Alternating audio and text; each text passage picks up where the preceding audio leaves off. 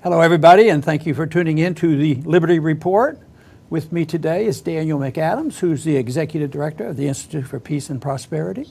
Daniel, good to see you today. Good morning, Dr. Paul. Oh, very good. Today we have a very special guest. Indeed. And a real expert on libertarianism, somebody I've known for a good many years. She's been an activist in libertarian politics, and she's been active in biophysics. She has a PhD in biophysics, has done a lot of biomedical research.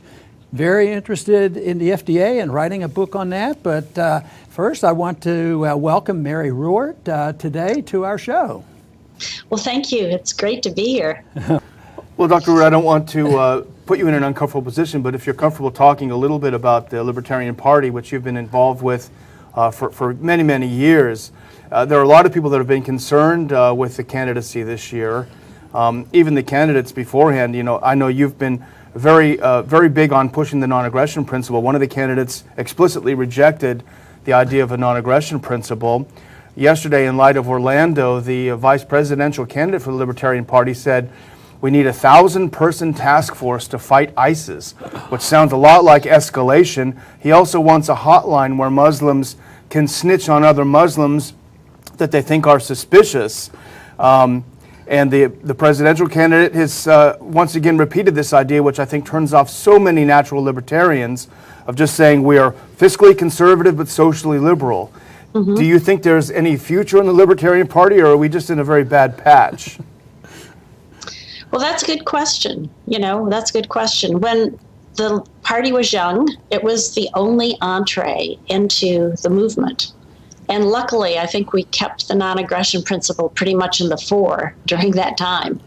Now there are other ways to get in. So my hope is that we continue to be the party of principle, but if we aren't, I'm grateful that there's other things out there.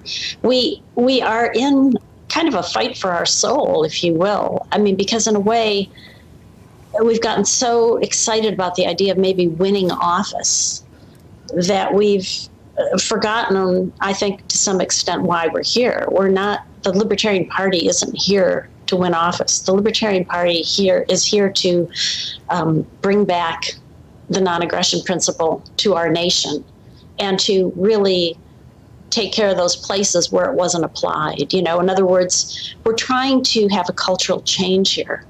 Whether we get elected or not is irrelevant. Now, a lot of people believe the only way we can do it is to get elected. I do not subscribe to that. I think when you have a cultural shift, the politics will follow. And I think it's going to be very hard for libertarians to become elected until that happens. And Dr. Paul, you know that. I mean, they broke the rules for you when you got all those states when you were running for president so you could get the GOP nomination. And what happened? They changed the rules at the last minute. And that's the game that's played. And that game will be continued to be played until people say, we don't want this anymore. So I think our job here is to get people behind us, and the rest comes naturally. I think you've put it together, because this is exactly the issue. I always talk about the prevailing attitude of the people, and it will influence the people in Washington. And you say, well, maybe we've already had some victories. Why shouldn't we celebrate them? I think we had a lot to do with moving this country in the direction of marijuana and drug usage and the war on drugs without endorsing. Of course, I steered clear of the endorsement of the use of these psychotropic drugs and what they do with them, but it was easy to paint the war on drugs as being very bad. So yes. we've done something there, and I hope we can claim a little bit of credit that we've moved the issue on the Federal Reserve and sound money, and it looks like we're going to gain even more momentum as this economy comes unglued. Well, that's right. And all the discussion about getting rid of the income tax and the IRS, that all started with libertarians. When I was out there in the early 80s, no one else was talking about that except libertarians. So we've really changed the landscape. And as you know, when you ran for president under the Libertarian ticket in 88, people didn't know what the Libertarian Party was. Now it's a household word. And it's kind of ironic, because when you ran, it wasn't known, and then you ran again.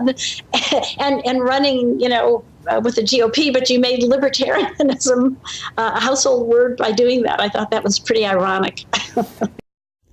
Ask a Libertarian Facebook fan page is spreading awareness of libertarianism and informing non-libertarians while empowering those who support liberty on a daily basis. This is your opportunity to be empowered, and let us advocate libertarianism for you at facebook.com/askalibertarian.